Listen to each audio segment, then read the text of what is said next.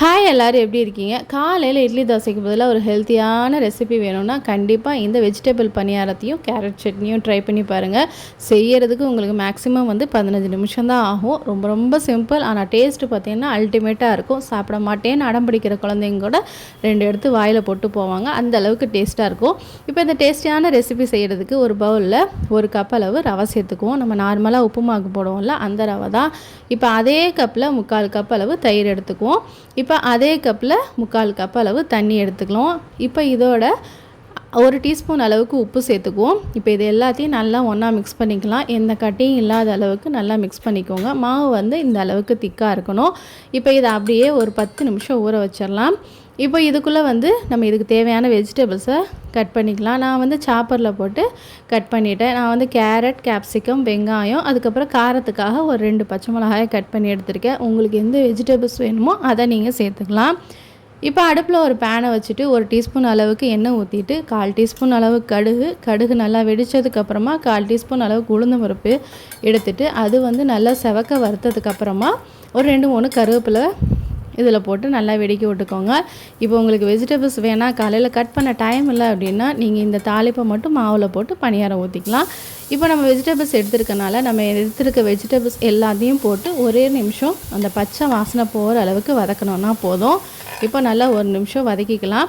உங்களுக்கு எந்த வெஜிடபிள்ஸ் பிடிக்கும் இல்லை உங்கள் குழந்தைங்களுக்கு எந்த வெஜிடபிள்ஸ் பிடிக்குதோ அதை நீங்கள் இந்த மாதிரி சாப் பண்ணி சேர்த்துலாம். இந்த மாதிரி பொடி பொடியாக சாப் பண்ணி சேர்த்தும் போது குழந்தைங்க எடுத்து வைக்காமல் மீத வைக்காமல் சாப்பிடுவாங்க. இப்போ நம்ம காயெல்லாம் நல்லா வதக்கிட்டோம். இப்போ நம்ம ஊற வச்சுருக்கோம்ல அந்த மாவோட இந்த காயெல்லாம் சேர்த்துக்குவோம். காயெல்லாம் சேர்த்துட்டு நம்ம பார்க்கும்போதே மாவு அவ்வளோ அழகாக இருக்கும். சாப்பிட்றதுக்கும் பார்த்திங்கன்னா பணியாரமும் ரொம்ப டேஸ்ட்டாக அந்த வெஜிடபிள்ஸ் போட்டிருக்கிறதே தெரியாது. குழந்தைங்க கண்டிப்பாக விரும்பி சாப்பிடுவாங்க. இது வேணும், இந்த பணியாரம் வேணும்னு கண்டிப்பாக அடம்பிடிச்சு திரும்ப கேட்பாங்க. இப்போ இந்த மாவை அப்படியே மூடி வச்சுட்டு நம்ம குயிக்காக சட்னி ரெடி பண்ணிடுவோம். இப்போ இந்த கேரட் சட்னி பண்ணுறதுக்கு அடுப்பில் ஒரு பேன் வச்சுட்டு 1 டீஸ்பூன் அளவுக்கு எண்ணெய் சேர்த்துட்டு ஒரு சின்ன கேரட்டை இந்த மாதிரி பொடி பொடியாக நறுக்கி அந்த எண்ணெயிலே 1 நிமிஷம் வதக்கிக்கலாம். இப்போ அதோட ஒரு மீடியம் சைஸ் வெங்காயத்தை இந்த மாதிரி நீளவாட்கள் கட் பண்ணிவிட்டு அதோட ஒரு 4-5 பச்சை மிளகா நீங்கள் காரத்துக்கு தகுந்த மாதிரி சேர்த்துக்கலாம். அதையும் இந்த வெங்காயம் கலர் சேஞ்ச் ஆகிற அளவுக்கு வதக்கிட்டு ஒரு 2 பல் பூண்டு, ஒரு சின்ன துண்டு அளவுக்கு இஞ்சி எடுத்து அதையும் 1 நிமிஷம் வதக்கிக்கலாம். இப்போ 1/4 கப் அளவு பொட்டுக்கடலை சேர்த்துக்குவோம். பொட்டுக்கடலை சேர்த்துனதுக்கப்புறம் அடுப்பு ஆனில் இருக்கணும்னு அவசியம் இல்லை. அடுப்பை ஆஃப் பண்ணிவிட்டு அந்த பேனோட சூட்லேயே 1 நிமிஷம் வதக்குனிங்கன்னா போதும். இப்போது எல்லாமே நல்லா ஆறுனதுக்கப்புறமா நம்ம ஒரு மிக்ஸி ஜாரில் சேர்த்துக்குவோம். இப்போ இதுக்கு ஒரு 1/2 டீஸ்பூன் அளவுக்கு உப்பு சேர்த்து அதோட ஒரு 1/4 கப் அளவு தண்ணி சேர்த்துக்குவோம். உங்களுக்கு சட்னி எந்த அளவுக்கு திக்காக இருக்கணுமோ அந்த அளவுக்கு நீங்கள் தண்ணி சேர்த்துக்கோங்க. நான் இன்றைக்கி கொஞ்சம் தண்ணியாக தான் சட்னி அரைக்கிறேன், அதனால் நிறையா தண்ணி சேர்த்துருக்கேன். இப்போ இந்த சட்னி பார்த்திங்கன்னா ஒரு 4-5 பேர் சாப்பிட்லாம். அந்த அளவுக்கு நான் இன்றைக்கி பொருட்கள் போட்டிருக்கேன். உங்களுக்கு தேவையான அளவு பொருளை கூடவோ குறைக்கவோ செஞ்சுக்கோங்க. இப்போ நல்லா அரைச்சாச்சு. சட்னி நல்லா மைய அரைச்சிக்கோங்க. இப்போ இதோட நான் அந்த மிக்ஸி ஜாரை கழுவி இன்னும் ஒரு 1/4 கப் அளவு தண்ணி சேர்த்துருக்கேன். தண்ணி பார்த்திங்கன்னா இந்த அளவுக்கு சட்னி தண்ணியாக இருக்குது. இப்போ இந்த சட்னியை நம்ம தாளிச்சிடுவோம். ஒரு அடுப்பில் கடாய் வச்சுட்டு 1 டீஸ்பூன் அளவுக்கு எண்ணெய் சேர்த்துட்டு கடுகு, உளுந்து, அதுக்கப்புறம் 2 காஞ்ச மிளகா, கொஞ்சோண்டு கருவேப்பிலை சேர்த்துக்குவோம். அவ்வளோதான், நம்ம சட்னியை தாளிச்சாச்சு.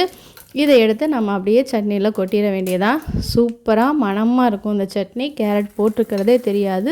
செம டேஸ்டியாக இருக்கும். இது பணியாரத்தோட அல்டிமேட்டாக இருக்கும். சூப்பரான கேரட் சட்னி ரெடி ஆயிடுச்சு. அடுத்து நம்ம பணியாரம் ஊற்ற வேண்டியதுதான். இப்போ பணியாரம் சாஃப்டாக வர்றதுக்காக கொஞ்சம் 1/4 டீஸ்பூன் அளவுக்கு சோடா மாவு சேர்த்துட்டு அதோட கொஞ்சம் தண்ணியில் நல்லா கரைச்சிட்டு அதுக்கப்புறம் எல்லாமே ஈவனாக ஆகிற அளவுக்கு எல்லாத்தையும் நல்லா ஒன்றா மிக்ஸ் பண்ணிக்கோங்க. இப்போ மாவு நல்லா இந்த திக்னஸில் இருக்கணும், ரொம்ப தண்ணியாக இருந்துடக்கூடாது. அதுக்கப்புறம் பணியாரம் வராது, கொல கொலன்னு இருக்கும்.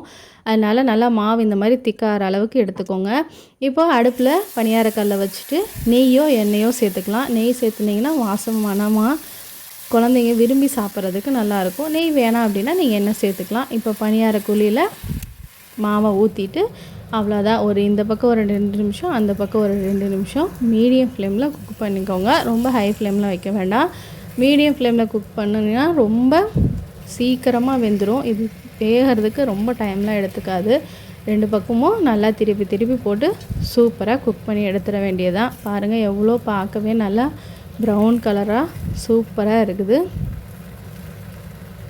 இது கண்டிப்பாக நீங்கள் ட்ரை பண்ணிங்கன்னா திரும்ப நீங்களே செய்வீங்க. அந்த அளவுக்கு ரொம்ப சிம்பிளான ரெசிபி. ரொம்ப டேஸ்ட்டும் பார்த்திங்கன்னா சூப்பராக இருக்கும். அவ்வளோதான் நம்மளுக்கு பணியாரம் அருமையாக ரெடி ஆயிடுச்சு. இது எல்லாத்தையும் எடுத்து நம்ம பிளேட்டிங் பண்ண வேண்டியது தான்.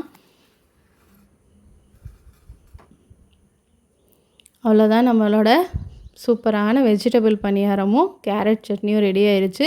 பார்க்கவும் சூப்பராக இருக்கும், டேஸ்ட்டும் அல்டிமேட்டாக இருக்கும். சட்னியை கண்டிப்பாக நீங்கள் கேரட் சட்னினே சொல்ல முடியாது, அந்த அளவுக்கு டேஸ்டியாக இருக்கும். கண்டிப்பாக இதை நீங்கள் ட்ரை பண்ணி பாருங்கள். ட்ரை பண்ணி பார்த்துட்டு உங்களோட ஃபீட்பேக்கை கமெண்ட் செக்ஷனில் சொல்லுங்கள். இன்னொரு இன்ட்ரெஸ்டிங்கான வீடியோவில் சந்திக்கிறேன். அதுவரை டேக் கேர், பை.